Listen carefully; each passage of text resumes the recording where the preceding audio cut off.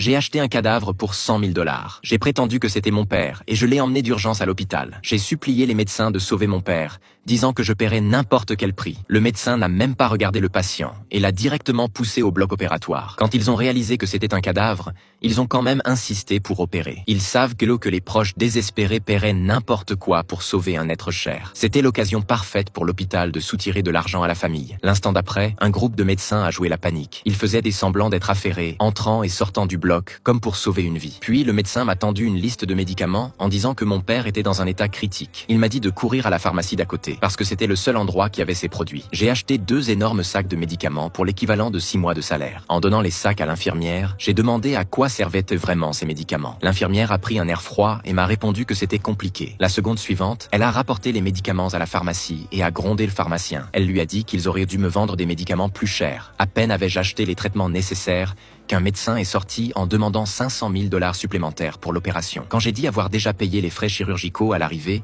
le médecin a répondu que l'état de mon père était urgent. Il a dit qu'il fallait faire venir un spécialiste réputé, avec un supplément. Après avoir repayé, un expert solennel est entré au bloc. Mais pendant que nous attendions avec angoisse dehors, le bloc opératoire était étrangement calme. Tout le personnel était assis à discuter. Toutes les demi-heures environ, un médecin sortait. Chacun jouait son rôle comme un acteur aguerri. Ce n'est qu'après m'avoir demandé encore plusieurs fois de l'argent que les médecins sont enfin sortis, le visage grave, pour me dire qu'ils étaient désolés. Ils ont dit que mon père ne pouvait pas être sauvé, qu'il était mort. Je les ai suppliés d'essayer autre chose, mais les médecins ont répondu qu'aucune tentative ne pouvait ressusciter un mort. Là, soudain, je me suis calmé et je me suis moqué d'eux. J'ai dit qu'ils étaient spécialistes pour soigner les morts. J'ai sorti le certificat de décès du cadavre et j'ai expliqué que le patient n'était pas mon père. J'avais acheté le corps au crématorium et il était mort depuis 3 jours. J'ai exigé de savoir ce qu'ils avaient là fait pendant 8 heures dans ce bloc.